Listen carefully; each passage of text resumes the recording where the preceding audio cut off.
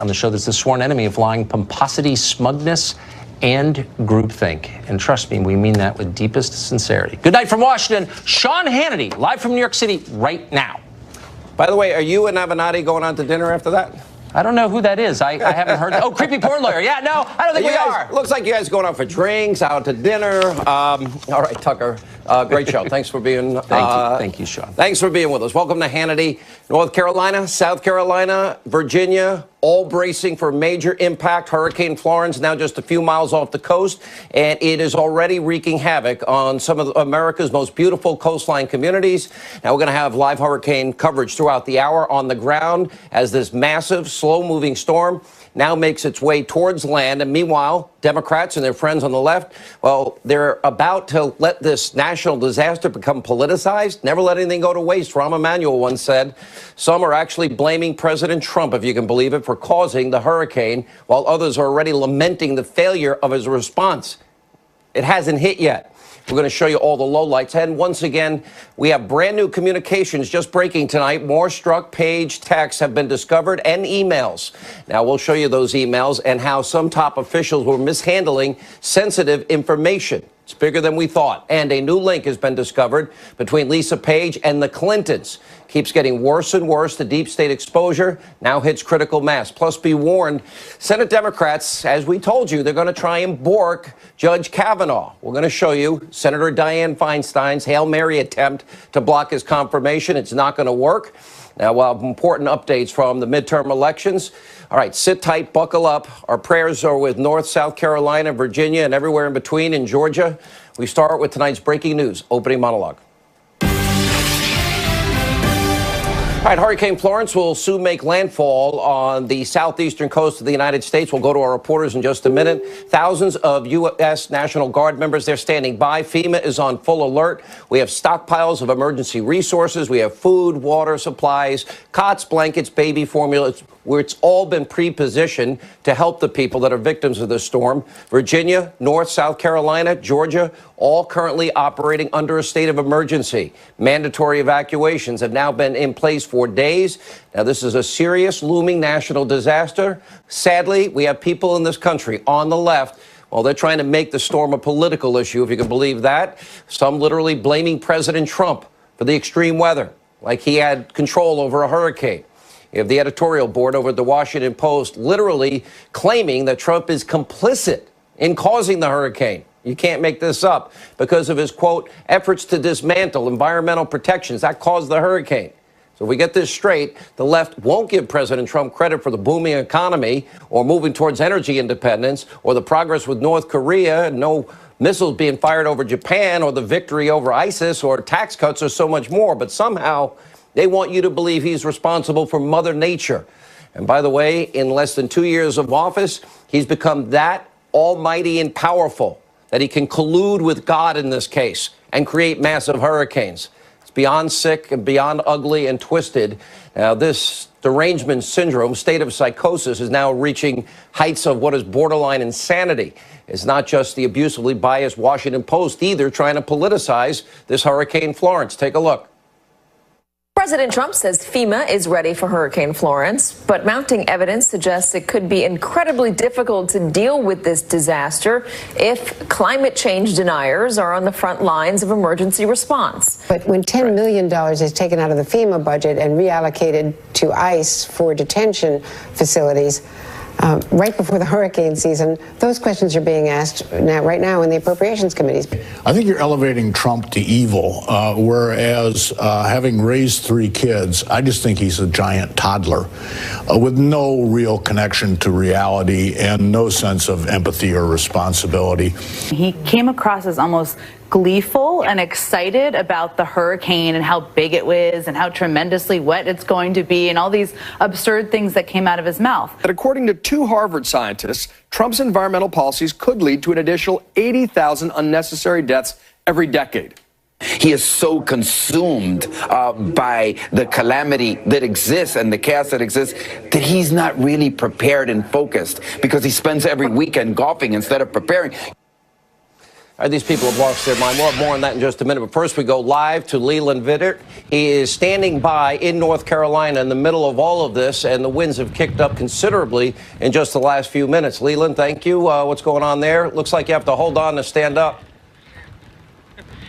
You really do, Sean, and we almost just got blown over here. It gives you a sense, though, of the power of this storm that keeps increasing. And the people here who are either watching their homes and their communities on television or those who have decided to ride this one out have got a long, long way to go. Florence is effectively slowed down now and just creeping along. Ordinarily, when you're in an area like this that is the worst of the worst, if you will, it only lasts a couple of hours. This is going to be about 24 hours of hurricane force winds that we're just now really feeling the real effects of. The rising tide now is coming in, which is a terrible combination with the storm surge that will certainly destroy this dock and then send these dock sections into town to destroy anything and everything in its path. And you watch this rain come down. It is, at some point, it's going to be 40 inches of rain, which equals feet of flooding. So those who did not evacuate certainly have no chance to do so right now. Police and fire tell us that they just are not able to respond in these kinds of conditions, even for people in life-threatening situations at times. So folks are pretty much out and on their own until the storm passes, and then the water starts to rise all over North Carolina, but certainly along the beach front and the waterfront. Power has been out for hours now and could be out for weeks to come as this water continues to come in, high tide continues to come in, and these hurricane force winds will only get stronger, Sean. All right, Leland Vittert, be careful. This is where reporters really put their lives on the line. Bring us the story live where it takes place. It's extremely dangerous.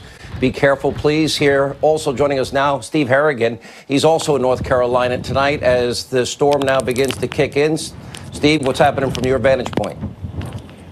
Sean, we've seen things get worse each hour pretty much steadily. Right now, I'm starting to hear things break in the darkness. The electricity is out here. It's out for more than 100,000 people at least along the coast of North Carolina. That could go up to 3 million by the end of this, but it looks like some of the construction on the building opposite me is starting to blow off. We've seen these winds reach tropical storm force. Over the next couple hours, we expect them to reach hurricane force, so things are going to get worse overnight. Now, first responders are ready.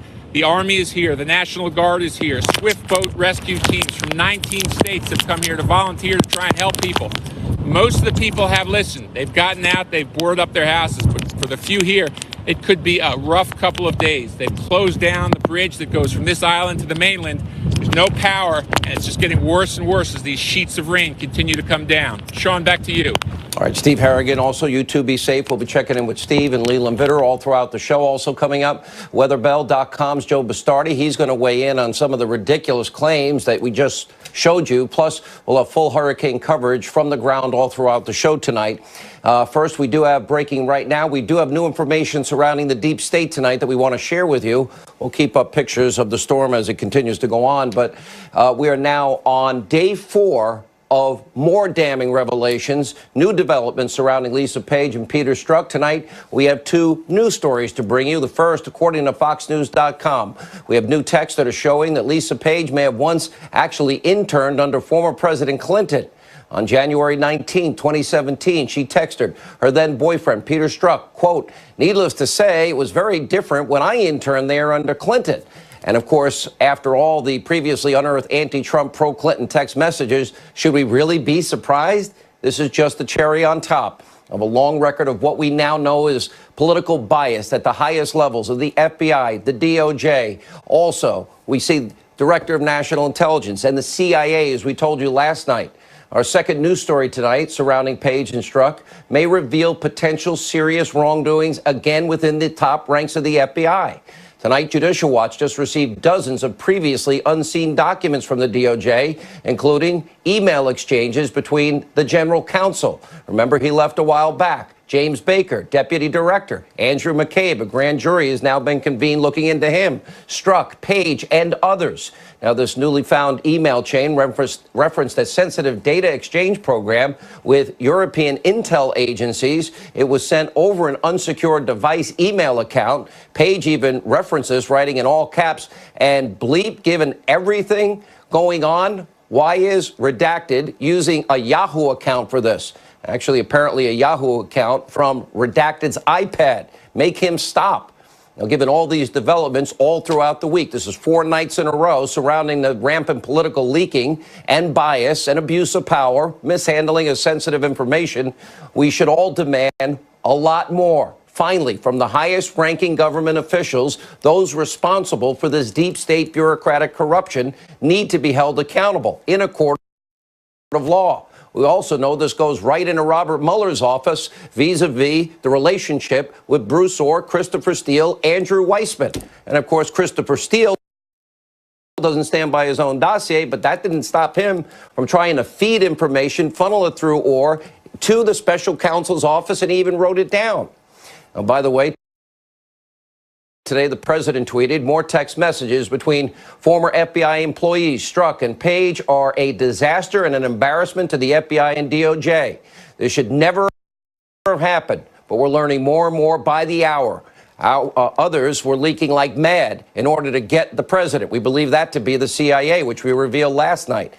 So the question is, Jeff Sessions, are you paying attention? Rod Rosenstein, where are you in this case? By the way, Bob Mueller, are you concerned Steele was funneling information into your office?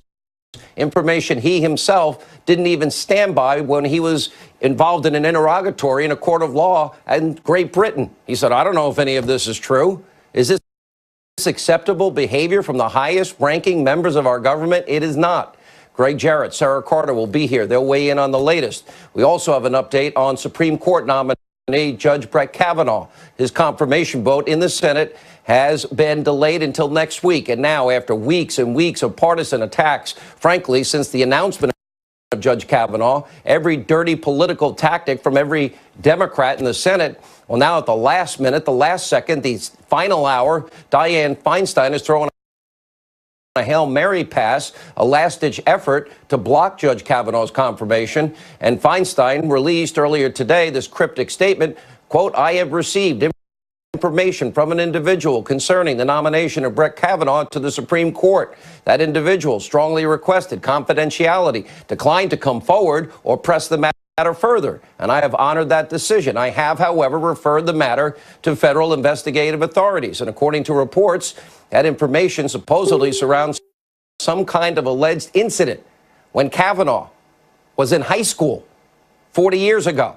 And 2 sources are telling Fox that Senator Feinstein has known about these decades-old allegations since July.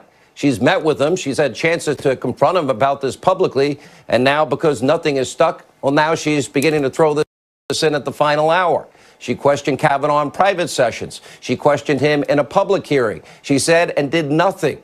And now, with his confirmation looking imminent, and Feinstein is trying to pull out all the stops, all the dirty political tactics. I warned you from the beginning, this is what they would do. Very predictable, same old playbook. Democrats always find a way to impugn the character and the standing of a Republican-appointed nominee to the U.S. Supreme Court. It is so common, it now has its own term. It's called borking, because of this is what the Democrats do to obstruct, in the case of Ronald Reagan's nominee, Judge Robert Bork. He was never confirmed to the U.S. Supreme Court, in large part because of the lies, the fear-mongering from then Mr. Character himself, Senator, well, drive the car off the bridge, leave the girl in the car, Ted Chappaquiddick Kennedy. Remember this. Robert Bork's America is a land in which women would be forced into back alley abortions, blacks would sit at segregated lunch counters, rogue police could break down citizens' doors in midnight raids, and school children could not be taught about evolution. Writers and artists would be censured at the whim of government. Years later, borking was in full play during the confirmation hearings of now Supreme Court Justice Clarence Thomas. 1991 was the year. Senate Democrats, they rolled out a former colleague last minute, made sexual harassment allegations against him. This case of character assassination was so vicious, so nasty, Justice Thomas, well, infamously now called it a, quote, high-tech lynching. You may remember. This is a circus. It's a national disgrace. And from my standpoint, as a black American, as far as I'm concerned, it is a high-tech lynching for uppity blacks who in any way deign to think for themselves. to do for themselves, to have different ideas. And it is a message that unless you kowtow to an old order, this is what will happen to you. You will be lynched, destroyed, caricatured by a committee of the U.S. Senate rather than hung from a tree. Now we're watching a last-ditch effort from Senator Dianne Feinstein. She wants to bork Judge Kavanaugh. Democrats made this process so partisan, so bitter, so nasty that even Supreme Court Justice, liberal hero Ruth Bader Ginsburg has spoken out. Take a look. Compare the process that you went through with what's going on today in that process. The way it was right. The way it is wrong. It's become a highly partisan show. I wish I could wave a magic wand and have it go back to the way it was. A highly partisan show. Her colleague, Justice Clarence Thomas, also criticizing the Democrats for their political shenanigans. Take a look. Honorable. If we could use that word about more people who are in public life, people who actually ask the questions at confirmation hearings instead of Spartacus, we use...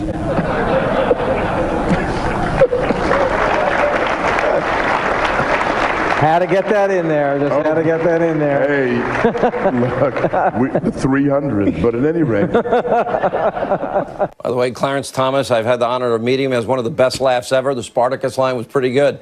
Barring any successful borking from the Democrats, Kavanaugh should rightfully be confirmed, and he will be. This all comes as the election season is now heating up. We're only 54 days away from the single most important midterm election of our lifetime. I've long been warning you what is going to happen if the Democrats take back the House in November. They're going to rescind the Trump tax cuts. They're going to start impeachment proceedings. They want to keep Obamacare. They will block all originalists, constitutionalists to the court. They want activists on the court. They want open borders. They'll eliminate ICE. They want all investigations into the deep state to come to an end. Democrats, well, they will ramp up investigations into any and all things Trump. Even Shiftless Schiff said yesterday that he'll go full bar on investigations into money laundering allegations against Trump. I've said it a million times. I'll say it again. The Democrats, they want to stop this administration from being successful. In other words, helping you, the American people. How do you serve the American people? By involving yourself in investigations. What are the Democrats offering that'll help the forgotten men and women in this country? They want to stop the success, the economic success and progress that we have. They want to stop it in its tracks. Look closely. If you're in one of these states, you will decide the future of the United States Senate. Take a very, very close look at that map. Every one of those states is important. And by the way, if you're in one of these House races, take a look. We'll scroll it on your screen. You will decide whether or not, Nancy Pelosi, Adam Schiff, Maxine Waters take control of your future in the House. And you get to decide. You have the power whether or not the president, they will impeach him. They will raise your taxes. They want open borders. They want to keep Obamacare. All of that is true, and they're even saying most of it, except the impeachment part. They tell Maxine to shush, don't say it. But if the election were held today, I don't think anyone could predict with any certainty Republicans maintain control of the House of Representatives. They better come up with a very strong set of principles. They all need to sign it, and they all need to campaign on it. It's pretty scary reality, and only you have the power in the end to stop it from happening. That is Nancy Pelosi and company. Here now with reaction to the latest on deep state developments, the author of the New York Times bestseller, The Russian Hoax, Fox News legal analyst Greg Jarrett, also investigative reporter and contributor Sarah Carter. Sarah, let's start with these news struck page texts. If you look at it now, this is 4 days in a row. We revealed a lot. We've got the new developments today. Let's get into what you think is, I think now it's going to become a disaster for the FBI, for the Department of Justice, even the CIA. They were exposed yesterday, and the intelligence community in general. Sean, this is more than just circumstantial evidence. I mean, every day we're getting more and more text messages. This is in their own writing. This isn't reports that people are writing about them. This is them telling each other, we are leaking information to the Washington Post. We've talked with the New York Times. This is about FISA warrants. This is the secret warrant that the FBI obtained to spy on an American citizen, Carter Page. These are serious allegations right now. They need to be investigated by the Department of Justice. And the new information that has just been discovered by the Judicial Watch because of constant lawsuits and pushing for these documents is incredible. Because for a while I've been reporting on sources within the FBI and within law enforcement saying that they have been using these devices, their cell phones, sending emails by Yahoo, by Gmail account with sensitive information. There are spies in the United States, Sean. There are people, I speak to people in the intelligence community all the time, and they are trying to collect information. And what they look for is unsecured servers, unsecured emails, unsecured devices in order to collect that information. And what we see here is that it's actually happened. All right, let's talk about with you, Greg Jarrett. I think it's been a disaster of a week for the FBI, the CIA, and the DOJ. So I guess the question now is, you know, what happens from here? Because we expect next week we might get those unredacted FISA warrants, 302s, the Gang of Eight information, the totality of Trump. I'm sorry, of Strzok and Page communications and McCabe, now others, Baker and others are now getting back into the mix. And what about the FBI using unsecured devices with classified information? We start where we began, with Hillary. Oh, absolutely. I mean, the FBI ought to prosecute itself for doing the exact same thing that Hillary Clinton did, and that is putting sensitive information on an unsecured device that jeopardizes national security. But look at what has happened this week. Now we know for sure that not only was the Trump-Russia collusion case a hoax based on fabricated evidence, but Comey's FBI and Obama's Department of Justice were leaking this false information to a complicit media to frame Donald Trump. And these text messages prove it. They were gleeful, congratulating each other on leaking this false evidence to the media. One of the most important one is this one. The article is out, exclamation point. Well done, Page. That's a text from Peter Strzok. So, you know, here they are basically in writing admitting that what they're doing is a crime, a variety of different crimes. All right, let's give Sarah the last word tonight, and then we got to get back to, obviously, our hurricane coverage. Yeah, certainly concerned about all the people in the hurricane's path, Sean. But I think this is it. We need someone to investigate this. We need the Department of Justice to do its job. This is going on too long. And by next week, I believe we'll have all the documents that have been promised. Those are the FISA documents, the Gang of Eight dossier, as well as Bruce Orr's 302 interviews. The president needs to unredact and declassify. Absolutely. The president absolutely should unredact and declassify these documents so that the country can move forward. And hopefully John Huber, who's been charged with this by Attorney General Jeff Sessions, is actually listening and doing his job, because that's his job, to investigate this. And that was what was promised by Jeff Sessions. We could use Spartacus, Cory Booker on this. The John Huber investigation, I'm convinced, is nothing more than window dressing. It is not a legitimate investigation. It was all conjured by Rod Rosenstein to continue to obstruct and hide his own corrupt actions. Well, let's make sure to hold them accountable. These things come out next week. Greg, Sarah, thank you. As we get back to our hurricane coverage tonight, you're looking at a picture, by the way, of President Trump, Vice President Pence, other senior staff attending a meeting with national security as critical stages of FEMA's 24/7 operation are now underway completely. We now go to Steve Harrigan. He's on the ground. He is in North Topsail. He's in North Carolina with the latest on Hurricane Florence. Looks like it's getting rough there for you, but not quite as rough as before. Sean, the rain just hasn't stopped now for hours. It's coming in really in sheets just right at you and moving sideways. The wind has gusts now where it's starting to break things. We're seeing some branches snap, seeing bits of a house off to my left beginning to get broken up. The real concern, though, is this water. We could see 40 inches of rain in some places. They're describing it as possible total inundation in parts of North Carolina. The first responders are in place. Most of the people on this island are gone. It's really pitch black. We've lost electricity here.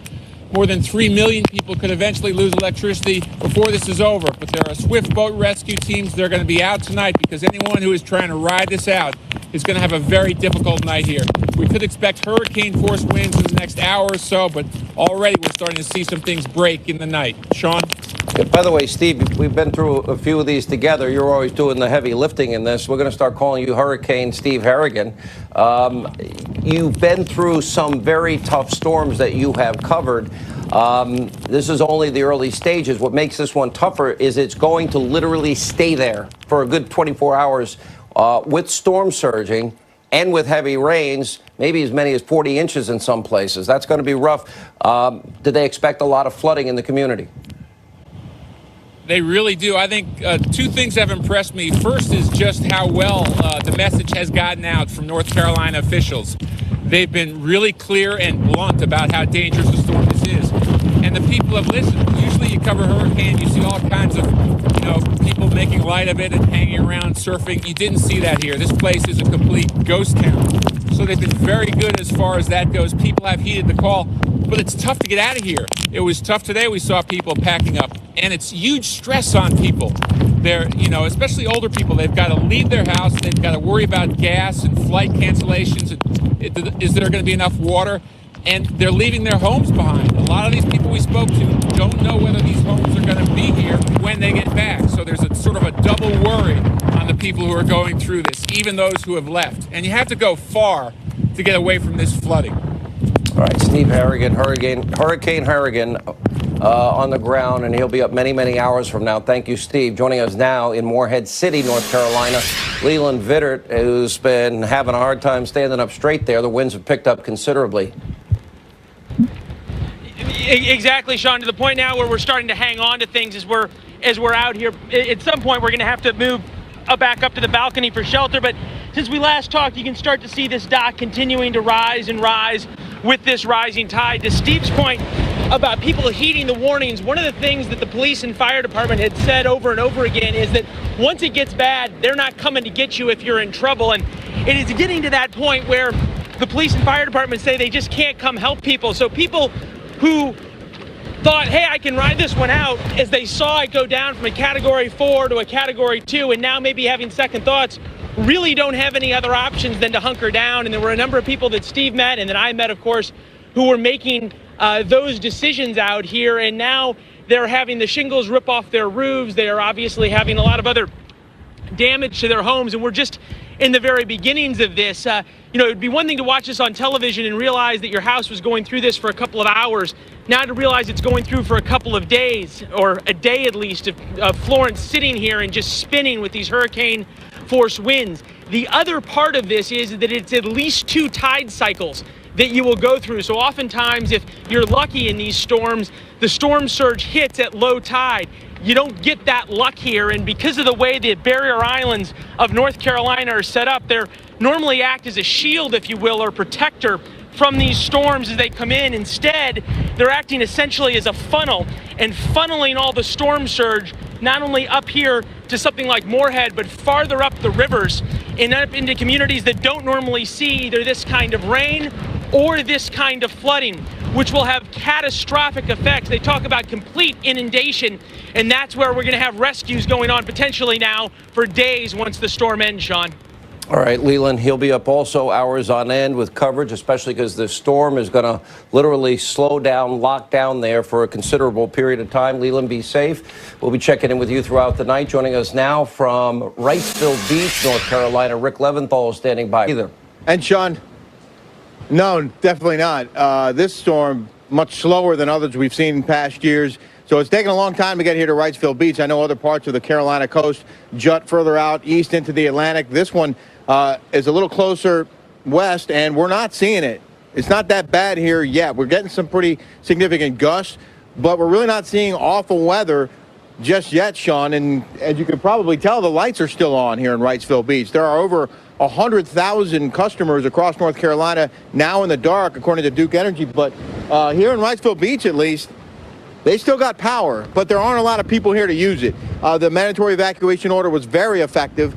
Police tell me that just a handful of residents decided to stick this one out. The only people we've really seen out on the streets tonight, Sean, are police officers, Beach Patrol, and the fire department. And the fire department brought their heavy trucks back over to the mainland side because they don't want to put their trucks at risk when the storm surge comes. The ocean is just over a dune down there. You won't be able to see it, but we're expecting that it may come and meet us here in this neighborhood. We're going to try and find higher ground before that happens, because they are talking about a 7 to 11 foot storm surge here in Wrightsville Beach, and that would put a lot of these structures in deep water. Sean. All right, Rick, be careful. We'll be watching you throughout the night into the morning, and you deserve a big steak dinner on Fox when you get back. Thanks for your great coverage. We'll have more Hurricane Florence coverage throughout the hour. But first, also tonight, we're following two other major stories out of Washington today. Fox News has obtained text messages from Lisa Page. It reveals that she actually interned under Clinton. Sounds like Jeannie Ray, who works for Mueller, well, she worked for the Clinton Foundation. Also, Senator Dianne Feinstein made a desperate attempt to try last minute to derail Judge Brett Kavanaugh's confirmation. Here from Washington with the very latest is our own Kristen Fisher. Kristen.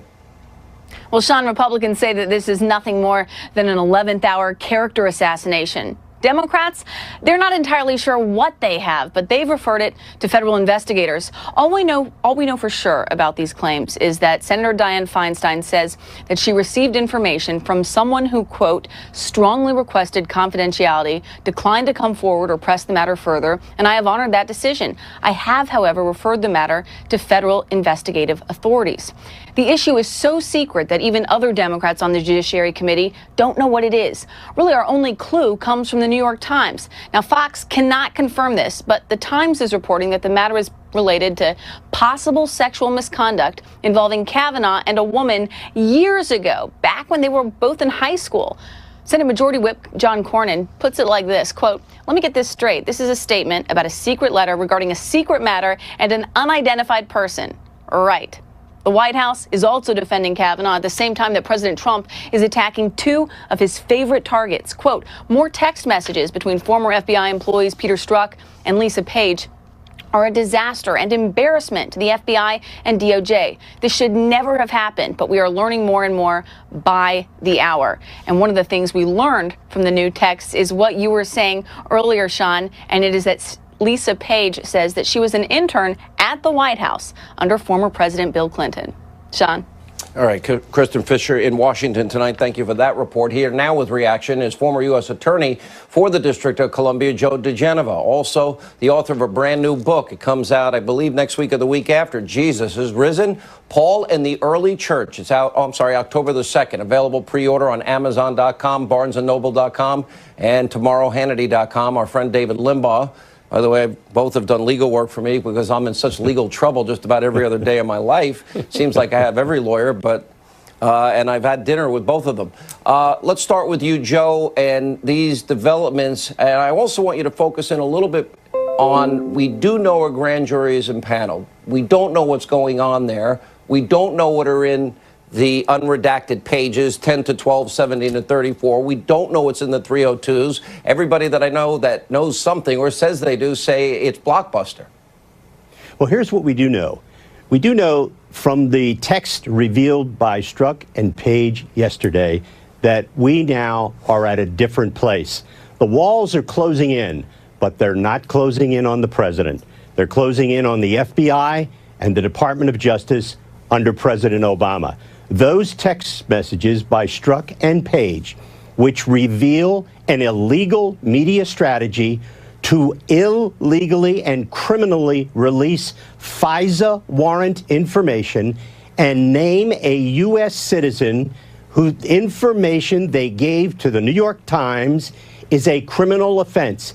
And by mentioning Carter Page, they have now created massive civil liability for everybody involved in revealing Carter Page's name, including themselves, James Baker, the former FBI general counsel, Prize Step, everybody in the chain of command. In addition, the reporters for the New York Times have no privileges now. they also can be sued by Carter Page, because although they may have been legally able to accept information, by publishing it, they revealed classified information that smeared Carter Page. Mr. Page is going to be a very wealthy man. I kind of agree with you, actually, by the end of all this. With the McCabe, we know that the grand jury has been seated. We know that they're looking at the lying issues involving McCabe. And That's correct. I have different sources that are telling me also they're looking into the FISA abuse issues. They are. And if They are. The problem is we don't know whether it's Huber or the National Security Division at the Justice Department. The best information is that it is the National Security Division at the Justice Department. But if they that's are looking true, at. Wouldn't that mean everybody that signed off on those FISA warrants, in other words, that committed fraud on the FISA courts, that omitted important information purposely? Yes. They're all in and trouble. yes. And that is why, and I mentioned this the other night, if you go back and look at Rod Rosenstein's testimony, he answered a question in a very strange way. He said, I am relieved that I have been relieved of responsibilities involving that area, that is FISA. The reason he has been relieved of those duties is that there is a criminal investigation, as you just mentioned, involving McCabe and Strzok and Baker, and nobody knows who is ultimately responsible for all of this. What about Page and Comey? Oh, what about, there's no doubt. No, they're all involved. They're going down. You know, I know, and people don't like to hear this. James Comey, Strzok, McCabe, they're all going down on the FISA warrant stuff. That's just not even an open question anymore. Let me get to David Limbaugh. David, I never thought in my life that, and with everything that we've been breaking, these new texts are a disaster. I mean, you literally have all this criminality, fixing an investigation, using Russia information, disseminating lies before and after the election, top DOJ, FBI, intelligence agencies, CIA, all to help elect one candidate over another, you know, literally propagating false Russian information, feeding it, trying to feed it and funnel it through Bruce Orr into Mueller's office. I can't believe this has happened with some of the people and agencies and institutions that I personally have grown up having the most respect for in my life. Yeah. Yes. Is it any coincidence that Comey himself leaked on purpose to start a special counsel investigation? And now we have two of his top lieutenants who were leaking, who are deliberately leaking in a deliberate media leak strategy. They were flourishing in a Comey leak culture. And can you imagine how ludicrous this is, that the FBI was investigating these people in the supposedly in the periphery of the Trump campaign for alleged collusion with Russia to interfere with our election when they themselves were interfering with our election? All right, Joe, I heard a little sinister laugh from Joe DeGeneva when you mentioned Comey. Why is that, Joe? He's going down. The dirty cop is going to go down. You haven't been wrong yet. All right, thank you both. When we come back, more updates on Hurricane Florence on this breaking busy news night. Thank you for being with us.